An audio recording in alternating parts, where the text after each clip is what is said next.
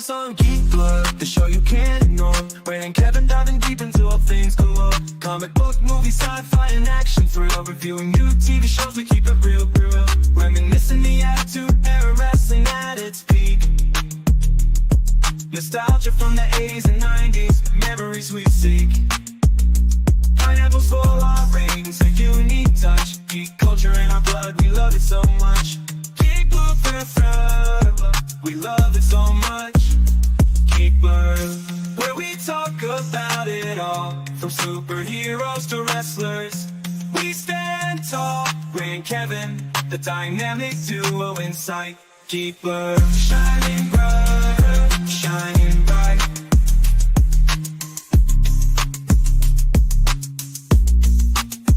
Did you hear about Pluto? Let's mess up right. Geek Blur, taking you on a nostalgia flight. From movies to TV, we cover it all. Join us every week, we'll have a ball.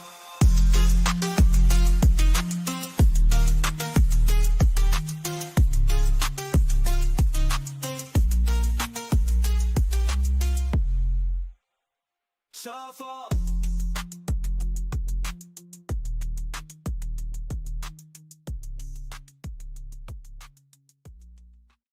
Hey, what's going on? Hey, what's going on, buddy? Doing good. How was your Thanksgiving? Good. Fantastic. Good. Yours? No, it was just a regular Thursday for me this year, to be you, honest you with didn't you. cook But anything? You didn't cook anything? no, didn't cook anything this year. Gonna wait What'd you a eat? couple weeks. Leftover chicken Alfredo. Our oven shit the bed last weekend, and the landlord couldn't get to it. So That's right. yeah, we are That's right. You mentioned that. we are stuck without an oven, just a stovetop, and I didn't really feel Yep. like trying to tackle a turkey dinner on a stovetop. Yeah, I got some nasty snow, as I told you, and that was I saw not that ideal. north of us. Yes. No, I don't like this time of year at all. I'm ready to pack it all in and leave. Not a lot to talk about this week because holidays kind of shut down the news cycle after middle of the week. But we do have a few things we're gonna get off the notes so next week can start fresh. Because next week we got a jam-packed show, starting with a couple of new shows that debuting this weekend next week. But what we watched, we did watch. So I watched Shrinking. You haven't seen the new episode yet. I have not. I will I'll watch say, this tonight. I will say there is a flashback that is pretty awesome in the beginning of the episode. Nice. Origin of everything. You have caught up on Superman and Lois. Now I know, Yeah. I know that we got one episode left on Monday. And from what I've seen, we're going to be seeing Doomsday fighting Superman. That's all I know because I haven't watched the Yep. show. I know you're big They, into it. I'll keep this as we did want you to eventually watch this show, so. But yes, Doomsday came back at the end of the last episode, and now he Okay. is fully formed Doomsday. Because as you know, like Right there. he has different like iterations of him. Yep. Mm-hmm. Right there. And so now he is fully formed, and it basically ended the same way season 3 ended, where Superman and him just went up into the sky, and then they both threw a punch at each other, and then it went cut to black. Okay. Of course, now as you saw, because I sent you the teaser for next week, for the finale, it went by so fast. I believe is the name of the episode, which is a thing in the Clark Kent's household. It's like on the wall, and they all got, I guess, matching tattoos after they wrapped the season. That all said it all went by so fast. That was kind of like the motto of the show, I guess. And it was fast. It was a quick. I think it was like 4 seasons in just under 4 years. But yeah, this, I think somebody is gonna show up, but I have no idea who. The joke going around the internet is on Arrow they set up Green Lantern with Dingle, who is the guy from he was Deb's boyfriend in season 2 of Dexter. The guy that got like cut up. And they teased that in Arrow and just never went through with it, and I have no idea why they never went through with it. But like in one episode to end the season, he finds a box, he opens it up, and it's like glowing, like green. So everyone's like, oh, he's going to be a lantern, blah, blah, blah. So like a lot of people just joking that he's going to show up as an actual lantern this week. I don't think that's true. Right. Because of course he says you can't do this on your own. So honestly, I would not be surprised if it's a fake out. It's just going to be the two sons helping him, and they're not as strong as him because they're half Kryptonian and half non-Kryptonian, or if outside possibility that Supergirl, Melissa Benoist Supergirl shows up, because Tyler's first appearance on the CW was in her show, so Right. that's like the rumors right now. I have no idea what's going to happen. I have no idea how they're going to close this out in an hour, especially when they take so many commercial breaks as they have this entire season. It seems like every time you're like getting into it, they take a fucking commercial break. Yeah, really that's annoying. network TV. That's network But, yeah. TV for you. Yeah. Yeah, but I mean, when you watch it on Max, it's going to be different. Yep. But yeah, looking forward to it. I can't wait to see how it wraps up. The other thing I remember about Doomsday in the comic book is every time Superman would hit him, those spikes would show up on his. I don't know if that's the same as the Which they show did, or not. But they did in okay. BBS. Same thing happened Yep, in they did. BBS. Same thing happened in the cartoon. And in this show, it's Bizarro is actually Doomsday. Lex Okay. creates him by basically just torturing him, killing him, and then bringing him back to life, torturing him, killing him, bringing him back to life. So that's how we get Doomsday in this universe, which is kind of cool. Even Different take on it. The comic book origin of Doomsday was very strange too. He was like buried underground under Earth. It was a weird origin. Really didn't have an origin. It was just there. Yeah. And then he shows up one day and starts attacking Superman and shows dominance. But cool. So yeah, one more episode. We'll talk about that next week. Dune Prophecy. I did watch the first 2 episodes. The only note I have is what kind of pedophile propaganda is this? Other than that, the show kind of bored me. I was bored by this second episode getting into it, and I couldn't really get in towards the end. Second episode wasn't great. I enjoyed the first one a lot more. Setting up a lot. I think there's only 6 episodes, as I read. Yeah. Setting up a lot of stuff. Dune Prophecy, I'm guessing, is going to be the prophecy of what's going to happen later on 10,000 years. Is that pretty much what we're gathering from what the title of the show is? I think so. I of- think it's going to be Okay. when they come up and they create like the chosen one type prophecy. Okay. So yeah. Yeah, it's okay. I don't know if I'm going to continue watching it or not. I'll let you probably rate it for the next couple episodes if you say Okay. it turns around. I do like that one mysterious character that kind of... he's the only reason why I want to watch. He's the only one that's actually been able to control the women. Like, when they're trying to control people, he's the only one that actually can stop them, which is really cool. So we watched a few movies, or I watched a few movies this week. I know some of these you've already seen, but that's why I watched them, so we could talk about them. One we both have never seen, and it's our final basketball movie this month, is The Way Back. And I gotta tell you, not only is it the best basketball movie we've seen this month, it's my favorite sports movie I think I've ever seen. And I think like last year I said that Rudy was probably my favorite. I think this bypasses that by a lot. Ben Affleck's performance, number one, same face. He has no facial expressions. There's a couple of scenes where he finally smiles at the end because he's happy, but no facial expressions since 2002. Hello, Peter.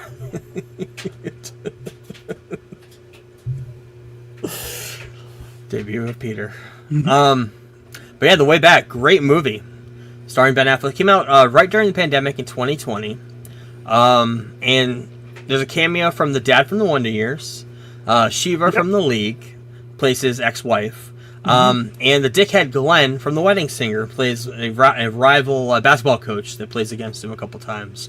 Overall, great movie, 4.5 out of 5 for me, and yeah, I'm glad that you chose this one. I know there's the Adam Sandler Hustle movie. That was high up there. Which I saw. I already talked about that last year, or whatever, 2 years ago. Yeah, this movie was really good. Ben Affleck ripping the shower beers. I suggest if you do that after a long day of work, not at 6 a.m. before you go work construction. That would be my suggestion if you're ever going to rip some shower beers. Also, another pro tip. Keep a beer in the freezer, then you just rotate out with one of the fridge to keep them cool. He had all the alcoholic tricks in this movie that they just kept pulling in and pulling in. Like, Jesus, like this is like stuff that like we did in like college, like you know. But yeah, excellent movie. Yeah, downfall of a character through alcoholism, basically. Yep. I was seeing a lot of reviews when this movie came out talking about the parallels between Ben Affleck's life at the time, maybe even now, because I've seen some interviews lately with him where he's a little topsy-turvy with alcohol, maybe, or whatever he's on. But parallels between the character in the movie and him were the basis of why he took the role. I think he did this, because of that as like a healing factor type thing. Yeah, but it's a great story of comeback for this team, this down and out team. I'm not sure. I think they're in California, is what I'm guessing. But overall, great casting all throughout. So really good movie. You watched a new movie that I have on my list to watch. Speak No Evil. This stars James McAvoy. Came out this past summer. What did you think of it? From the trailer, it looks menacing. You probably would have watched it too if I had told you before. Whatever time I would have, night. It was just I had nothing to watch after Thanksgiving because I was going to watch Thanksgiving, but we're doing that with my movie club this weekend.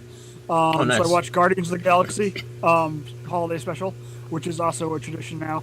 And then I was like, I got to knock off something from my to-do list for this year, and so I chose Speak No Evil. Yes. Just go through the Plex, and I was like, oh, that's perfect. I'll watch that. Everyone, of course, has seen the previews because apparently they're everywhere. I don't know. I saw the previews, I think, twice in theaters.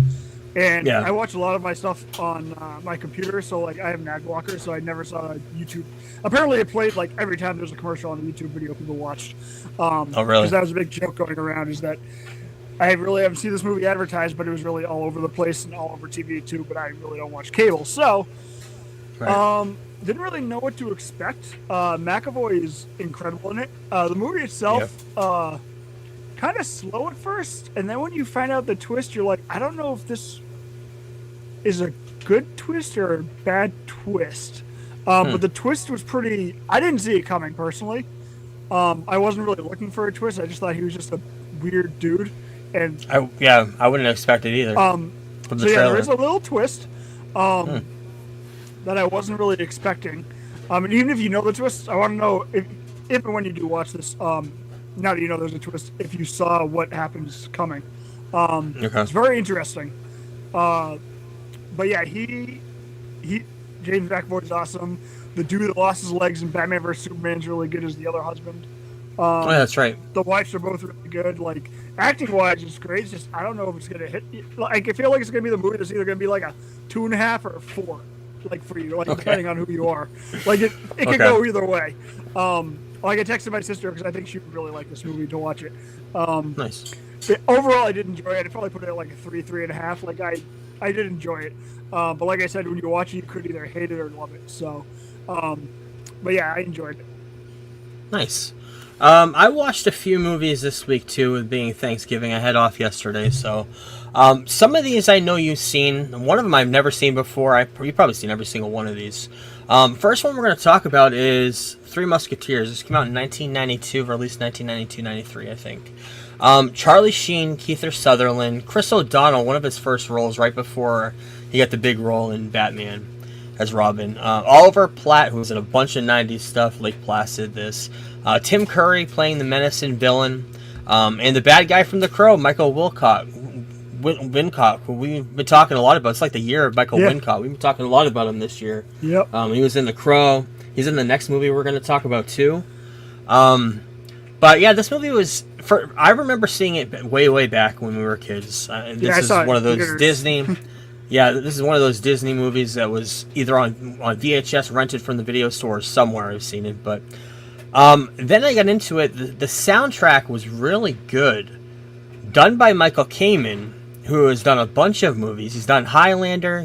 I knew him from Lethal Weapon, Die Hards, all the Die Hards. The X-Men, the first X-Men movie, Frequency, which is a great movie. But I knew him mostly from Metallica's S&M album and how he was the conductor of that whole entire orchestra with Metallica.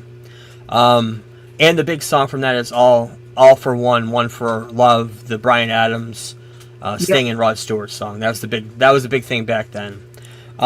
So I got into that and I started getting into a Michael Kamen rabbit hole, kind of. So I watched Robin Hood Men in Tights, which is a movie I've been wanting to watch. Before we go on to that, yes, the Three Musketeers movie that came out, was it 2 years ago? Yes, that's allegedly the greatest Three Musketeers movie of all time, but it's like 3.5 hours long and it's in French. I have been trying to get like a dubbed version. Like I got the subtitle version, but like I can't read subtitles for 3 hours. go fucking insane. I just want to point that out that I am looking for a copy of that. Yeah, there's one that came out like 10 or 15 years ago too, with a kid who was in the Lightning Thief, the Percy Jackson movie. But Yes. yeah, I heard about that one though. You're right. But apparently, it's like right close to the book. But yeah, go on with your next movie because this is another great. Yeah, because another great movie came out in 1991, Robin Hood, Prince of Thieves.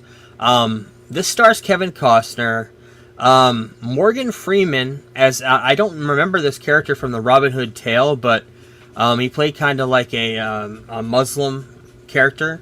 Alan Rickman as the Sheriff of Nottingham. At the time when we were kids, didn't know who Alan Rickman was. This was before Dogma, this was before Harry Potter. Menacing, but funny and weird how he acted in the movie too. And his henchman, played by Michael Wincott, again, the year of Michael Wincott. Christian Slater in this, quick cameo, uncredited at the end as King Richard, the Lionheart, Sean Connery. Yep. Score done by Michael Kamen as well. The big song for this one was "Everything I Do It For You" by Bryan Adams. Yep. Swashbuckling mixed with a little rapiness. At the very end of this movie, the Sheriff of Nottingham, played by Alan Rickman, tries to rape Maid Marian, whatever her name is. The one thing I remember about this, I watched the movie way back in the day. Another one of those VHS rentals, probably. The Kenner action figures, which I actually had a few of these. I remember the commercials everywhere. At the time, I had no idea that they were Return of the Jedi recycled figures, and I learned that later on. But the picture that I have here is, as you can see, the Friar Tuck is a ripoff of the Gamorrean Guard, and the Tree Fortress from the Ewoks is the exact Tree Fortress from this movie as well. They did that a lot back in the day. Toys That Made Us, I think, this was the first time I heard about this. Maybe before that too, but yeah. Decent movie, but my favorite of these three was The Bodyguard. This is the movie I've never seen before. I didn't watch it when I was a kid. This came out in 1992. Again, starring Kevin Costner, and a debut for Whitney Houston. He actually fought to get her to be in this role. Kevin Costner's been talking a lot about the Horizon movies. He was on Howard Stern at the beginning of this year. He was talking about this. He actually did the eulogy for Whitney Houston when she died. He talked about that a little bit and what it took to get her to play this part. Because at the time, she was the biggest pop star. She did a whole bunch of 80s dance hits. She didn't really have too many slow songs, and then she took the cover of "I Will Always Love You" by Dolly Parton and just blew it out of the water and did her own thing with it, and it became #1 for 14 weeks straight.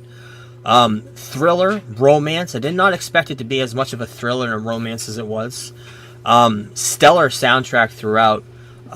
If this was remade today, I could see high tech being brought into it, because you're talking about security.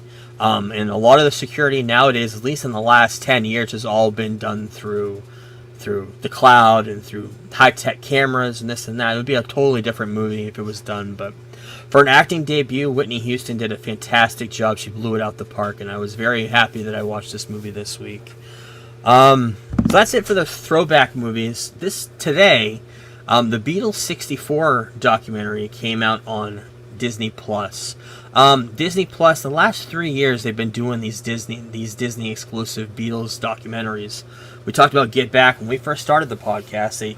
Right when Disney Plus started, the Get Back documentary came out, which was a 7-hour fucking documentary, but it was great. Everybody loved it, and I think they're still trying to get to that well. They're trying to get as much Beatle footage as they can, but at the time there wasn't a lot of Beatles footage behind the scenes. So they're kind of just scooping up whatever they can at this point. This documentary was okay.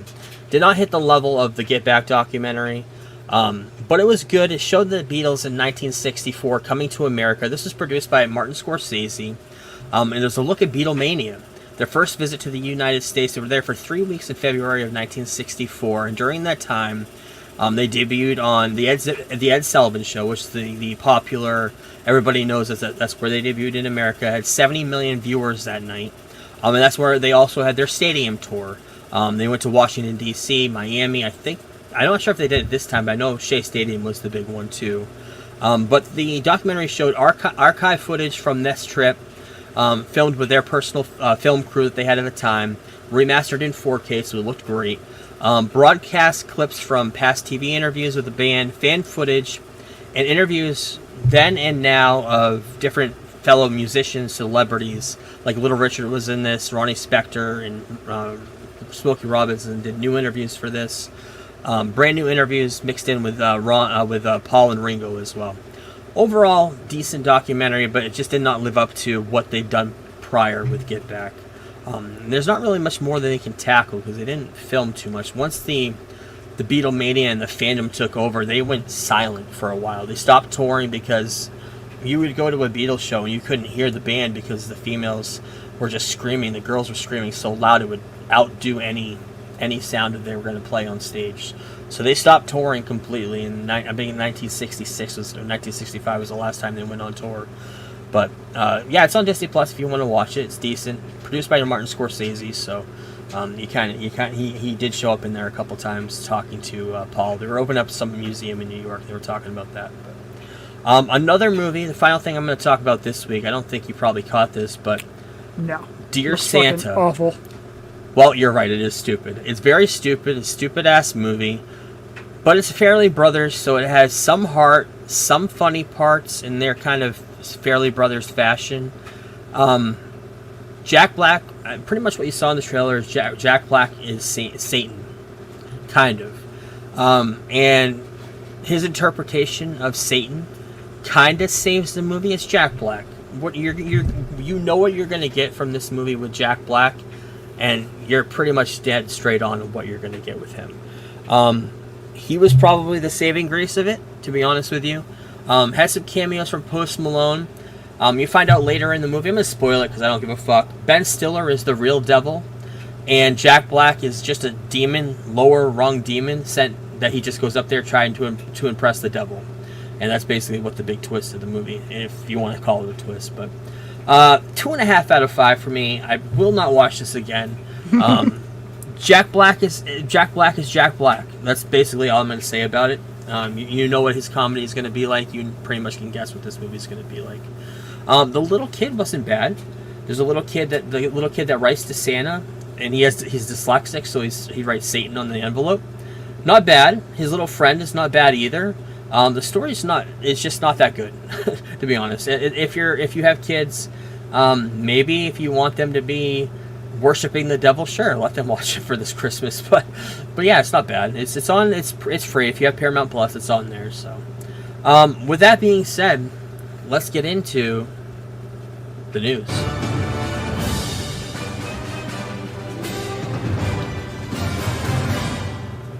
No trailers this week. Well, maybe there is. Oh, yeah, one trailer. This is one trailer for the trailer roundup. I do want to talk about this because I saw it this week and I got your reaction from it. There's actually 2 trailers, but we'll talk about this one first. So, all these horror remakes. We started with Pooh, Blood and Honey, and we've got the Pooniverse happening. And we got, of course, Mickey Mouse happening, Steamboat Willie now in public domain. Another character that's been in public domain for a little while now, and they're doing their horror remake of it, is called Popeye, the Slayer Man. Yeah. This comes out sometime next year. I sent you the trailer for it.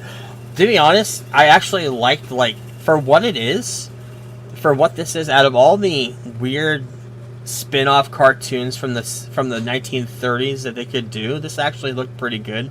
It's Popeye, the Sailor Man, living on the shore somewhere, and these kids go into this old abandoned wharf somewhere, and Popeye's there doing a murder rampage because they're in his space. And it was a spinach factory. That's what it was. Even worse, they're at a spinach factory, in an old canning factory somewhere, and he goes on a murderous rampage and kills all of these kids that are there trying to find this old mysterious Popeye the Sailor Slayer Man. Trailer looks very weird. Reminds me a lot of those Pooniverse movies, like I said. Not related to any of those, but some sort of a horror remake coming out. If you haven't seen the trailer, look it up on YouTube. It's on there. Very bloody. As you can see in the picture, Popeye uses his spinach. He eats it, and he ends up crushing people's heads and hacking people. So if you're into that, go ahead. Speaking of hacking, coming out in just a few weeks, we got a new trailer for Dexter. Dexter Original Sin, and it's a new poster for it too. Coming out December 13th. I think it's a Monday, or no, it's a Friday. Couple weeks from today. Very excited. Trailer looks really good. And we finally found out like what the connection is. It's connected to the prior show, New Blood. Pretty much the beginning of the trailer shows Dexter being brought to a hospital after being in the woods at the end of New Blood. We talked about it. Looks like he's in a morgue. It looks like he's in a morgue, maybe in a coma, and he's kind of reliving all of his life. And this looks like a flashback that he's reliving as he's maybe dying, maybe on the table. Who knows? You and I kind of speculated off pod what's going to happen. Maybe he survives this, and then the whole resurrection. We know that he's coming back for Resurrection. It's a brand new series, and you and I both want to see the reaction of the Miami Metro that he's abandoned, and see what they're going to say now that Dexter is known as the murderer that he is. We already kind of saw Batista's reaction. We both think that Batista will be a part in this, whether it's like a quick end scene at the end teasing Resurrection. But we want to see Quinn. We want to see Mazuka. We're not going to see his sister. She's dead. But we may see his dad come back as an inner monologue, and maybe even his sister come back as an inner monologue. That'd be interesting.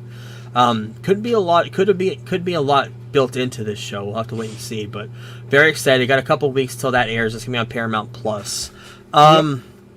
Let's get into the show. Last weekend, Wicked did big numbers in the box office, $114 million. Gladiator 2 did at 55, not too shabby. And Red 1 movie, doing horrible for $13 million. Wicked, I've listened to the soundtrack all week. I love it. I'm even as high on it as I was last week. I know a lot of people are complaining about the quality of the shots, saying they're a little bit too dark. I didn't think so. Like I mentioned last week, I thought it was very colorful, and at times I did feel, especially the very last shot of the movie, I felt like you were being drawn into a painting. The scene where Alphabug pretty much gains her power and starts flying, which everybody knows. But yeah, it's doing huge numbers. The soundtrack's doing huge. It would have been number one if Kendrick didn't release his album this week, but his surprise album. But great movie. If you haven't seen it, good weekend to go to the box office, go to the movies. There's a lot of movies. Moana 2 just opened today. Gonna do gangbusters. But if you haven't seen Wicked or Gladiator 2 for that matter, which is another good movie that came out, go to the movies and see those. They're very good theater flicks for sure. Speaking of Wicked, according to page 6, Lady Gaga was almost in talks to play Elphaba in the movie. She was going to be the Wicked Witch of the West. This movie has been in... Please tell me she chose Joker 2. Please tell me that was the reason why, because that would just make me laugh. Probably, yeah, because this would have been right... No, because Joker 2 would have been a few years after, no. This is around the middle teen. Yeah, this is like middle 20 teens, this news came out. But yeah, I couldn't see anybody else playing her besides Cynthia now. I actually listened to the old soundtrack from 2003 from the Broadway show, and I listened to the new one.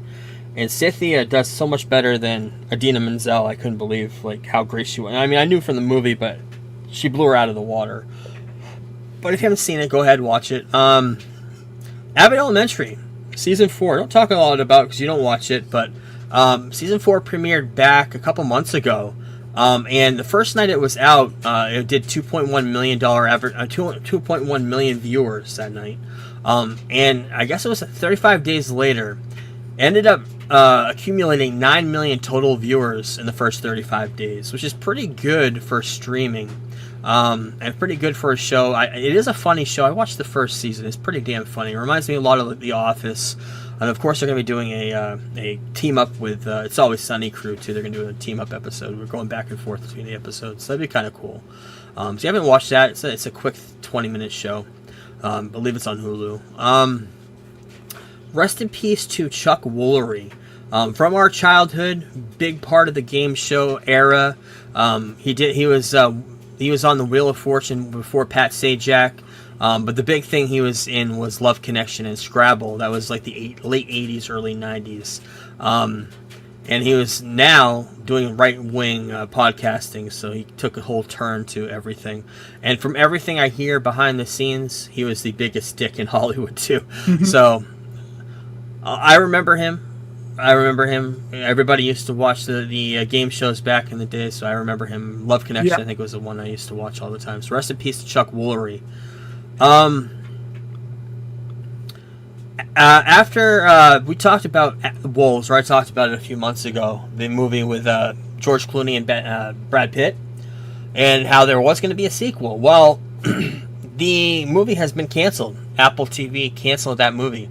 I think there was a falling out with the director. The director had a problem with Apple and the way the movie was released. I guess it was just streaming, and they wanted to be a part of a theatrical run too. So they had some sort of a falling out. I think that was the key part of it. But the movie's not moving forward. I don't know if it'll be picked up anywhere else, or if it was an Apple exclusive that they can't touch again. But it was a decent movie. I don't know. Did you ever end up catching it after we talked about it on the pod? No, I might watch it tonight. I'm still trying to catch up on everything I missed this year, so that's what I want to watch. It's not a bad movie. It kind of does set up there could be a sequel to it. But yeah, it's not bad. We may not see a sequel, but it's pretty good. It's on Apple TV. Got a new picture from Tron Ares. We don't know much more about this other than it's set in current time, and they're going to be bringing AI into it. And I still have to watch the second Tron movie before this one even comes out, so we'll talk about that later on. Announced this week, Ryan Reynolds and his production company are going to be producing a feature adaptation of Mighty Mouse. Mighty Mouse I can't believe it's never been done. It was so popular back in the day. I remember growing up, Mighty Mouse. That was huge for us. Yeah. Yep, I remember Mighty Mouse being big, but Ryan Reynolds is going to take the reins of that and do another adaptation, do some sort of an adaptation. So that'd be cool. Sterling K. Brown is going to star in the live-action Voltron film with Henry Cavill. Was previously announced before. This is going to be on Amazon Plus. I guess they're going into production fairly soon because they keep rounding out the cast. But Sterling K. Brown, great actor. He was in Black Panther. I've seen him in a few other things as well. Speaking of casting, Charlize Theron is joining the cast of the upcoming Christopher Nolan film. Another film, we got Matt Damon, Tom Holland, Anne Hathaway, Robert Pattinson, Lupita Nyong'o, Zendaya, and now Charlize. This movie is looking, it's shaping to be huge. For Oppenheimer too. Remember that was every week there was a new cast member that was an A-star. A plus stars. Yeah. So very excited. Very excited. I love Nolan. I don't even care what the movie is. I just know it's going to be good. Yeah. So I think that's everybody's assessment. Announced yesterday by Ringo Starr of all, Barry Coogan has been cast as Ringo Starr in the Sam Mendes biopic, a Beatles biopic, Avengers type universe.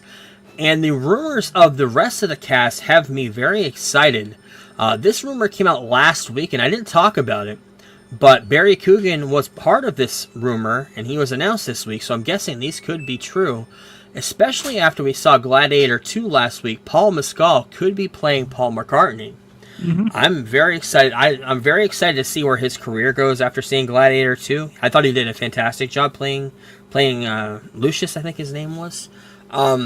Harris Dickinson, I don't know the name. He looks so familiar. He's in Iron Claw. He plays the David. Yes. Okay, that's where I've seen him. He may be playing John Lennon. Yep. And a Hollywood heartthrob, Joseph Quinn, who's in every single fan casting, could be playing George Harrison, my favorite Beatle. I saw these castings back in July, the same four. I don't remember the Paul Mescal one, but he also wasn't the name on my list. But I do remember because I talked to kid at work who's a huge Beatles fan about Barry Keoghan being Ringo Starr back in July or early August. I think this casting is fantastic if it comes out to be true. Yeah, we'll see. I'm sure if the Ringo news came out this week, I'm sure by the end of next week, maybe the week after, we'll get the rest of this Sam Mendes. And the thing about this biopic is going to be 4 movies, all parallel with each other, but they're all going to focus on one of the characters in the Beatles. So they're all, by the end, probably going to do one big conglomerate thing of all 4 characters at the end of each movie. So we'll see how it plays out. Like I said, it's the Avengers of the Beatles. We never thought we'd see something like that, but yeah, very interesting. Speaking of movies coming out, we got Sonic 3, which another movie that I'm not into that lexicon. I loved Sonic when I was a kid. I played it on. I didn't have too many games on the Sega Genesis, but I did have Sonic. But then you got some character posters coming out. Idris Elba plays Knuckles. Yeah, it has a decent cast, I guess. Jim Carrey is a big part of it too, Dr. Robotnik. So, and of course, it cannot be a new movie out without new popcorn buckets. And we got new Sonic merch coming out for Regal Cinemas. We got new popcorn bucket shaped like his head. We got new cups. We got new toys, stuffies. Like I said, like we mentioned last week when we went and saw Wicked and Gladiator 2, the merch table for this shit was ridiculous. I mean, it was aisles of merch ready to go for people that were going to go see these movies. But they have to make money somewhere, and nobody's going to the movies anymore. So, yeah. Speaking of popcorn buckets, also announced last week the Nosferatu popcorn bucket. I actually saw some pictures of this today. I want to get this. Yeah, this is actually fairly detailed. I saw pictures of it today that was just randomly posted online. The sarcophagus looks amazing. Looks like a great, like, just having it on your shelf type of thing. Yeah. But yeah, I'm excited for that movie. Everybody's saying, Me I know too. I haven't seen it yet, but the first clip was released yesterday, but everybody's saying it's good. So I think the review embargo, we'll be talking about the reviews next week. I think it's on the 2nd. So let's talk about some swag. Swag! Stuff we all get. Come on, son. You know that's right. We're talking about these Mondo figures, and they released the pictures of the Black Symbiote Spider-Man on Mondo's website this week. I am excited for this set. It already sold out the limited edition version, but yeah, it looks good. This is my favorite arc from that cartoon, from the animated series from the 90s, so I'm very excited that they're doing this. And it comes with a lot of articulation and a lot of cool accessories too, different hands, different webs and everything. It looks awesome. Denny, the director of Dune, Part 1 and 2, talking about Star Wars, said he isn't interested in directing a Star Wars movie, saying Star Wars became crystallized in its own mythology, very dogmatic. It seemed like a recipe, no more surprises. And he's talking about everything past Return of the Jedi, pretty much. Which a lot of people have an opinion. The further quote is that he was such a big Star Wars fan, and then Return of the Jedi ruined it for him. Yeah. That was going around because it was too kid-friendly, and that's when he kind of checked out of Star Wars. Makes sense, but it would have been cool to see him do his own take on a different story within the Star Wars universe. That would have been really cool. Because you say there's no more surprises. Well, why don't you do a movie and make it very surprising? Why don't you? Right. Why don't you back up those words? And that's the problem though. Is Lucasfilm will never let somebody take risks anymore because of what happened with Episode 8.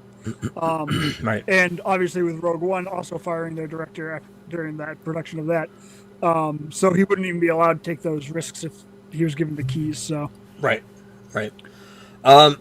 Coming out next week on the 2nd, was that Monday? We got Skeleton Crew. Very excited about that. We got a new picture on the right of Jude Law and the robot character of that. But coming out a day early. What's going on the 3rd? Coming out on Monday night, episode 1 and 2. And then a week later, I think it's going to continue doing it on Tuesday nights, or maybe Wednesday, I can't remember. Episode 3 is going to be airing until January. So we got the list of directors on there. John Watts directing the first and last episode. Bryce Dallas Howard coming in on episode 6. So yeah, we're very excited about that. Got a new poster for Kraven the Hunter. Comes out in just a few weeks as well. This is a international poster for the movie. It looks really good. The quintessential montage of every character of the movie in one scene, in one poster. Yeah, I'm excited for it, but again, Sony fucks with us too much. So, speaking of Kraven, the Baltimore Ravens put a K at the beginning of their name, I guess, last weekend for promoting this Kraven movie, but. And finally in news, I got one more thing, sorry. Came out today, Ryan Reynolds was talking about Disney and doing Deadpool and Wolverine for Disney. And the one thing in the script that was removed, the one joke, this was the exact quote in the script. "Fuck. What, we can't even afford one more X-Men? Disney is so cheap. I can barely breathe with all this Mickey Mouse cock in my throat."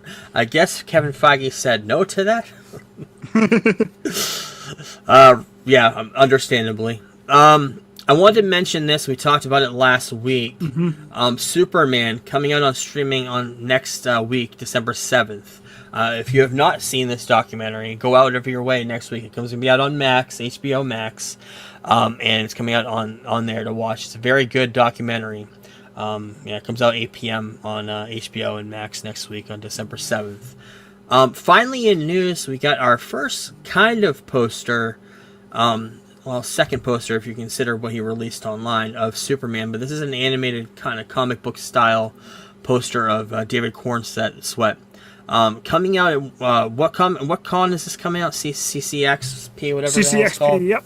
Yep. And I guess James Gunn did say that it was just fan made, just people were attaching it to CCXP, so it is just fan made. It was. I thought it was real. I thought it was real. This was literally this afternoon. I saw the tweet about it. Oh, okay. He said it's a great job, and he's like, we didn't officially make that. Okay. So.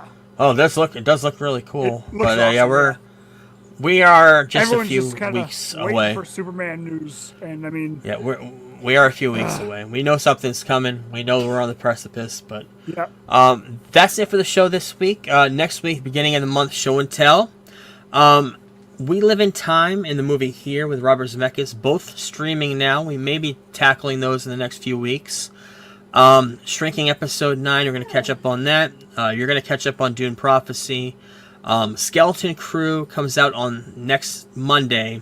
And next Thursday, Creature Commandos. I'm excited for that. There's a new documentary coming out on Peacock next Tuesday or Wednesday. The Girls Gone Wild, The Untold Story. Big, huge thing in the 90s, Girls Gone Wild. Yeah. I know there was a lot of fuckery going on with that. It was before porn became mainstream. It was before you had the access to that stuff on your phone. These VHS were flying off the shelf.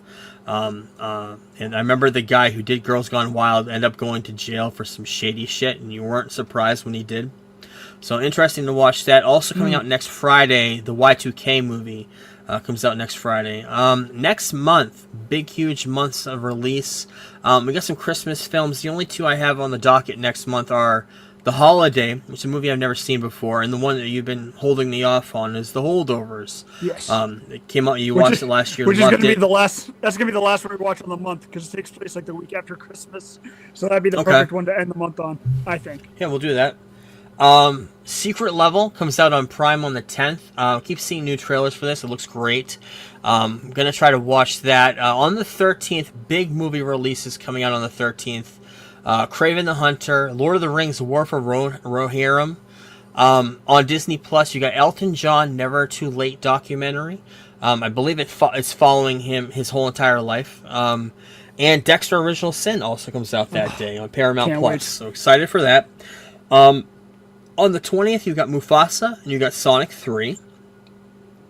On the 22nd, What If Season 3, the final season of What If. On the 24th, day before Christmas, we got A Complete Unknown, the Bob Dylan biopic.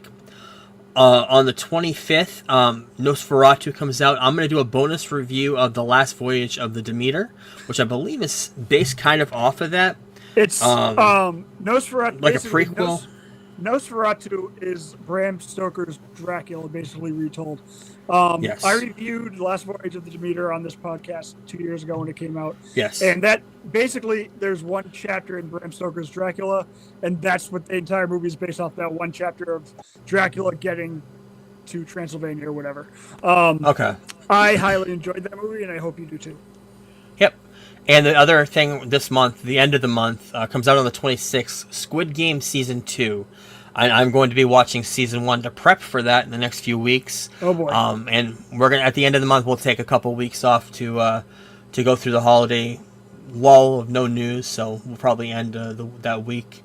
But yeah, thanks everyone for watching, listening to our show if you're listening in podcast form, and we will talk to you next week.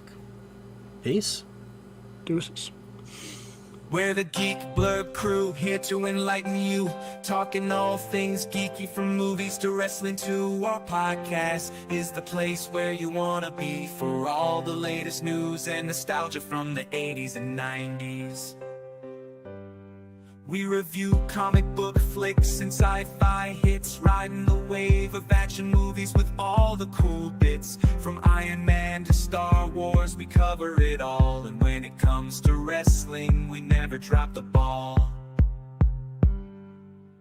Cheap Blurb, we're the kings of the nerds, rating movies and pineapples, our opinions never blur. Join us each week for a geeky chat with the latest news and a dose of nostalgia that. So if you're a fan of the comic book craze, or a lover of sci-fi and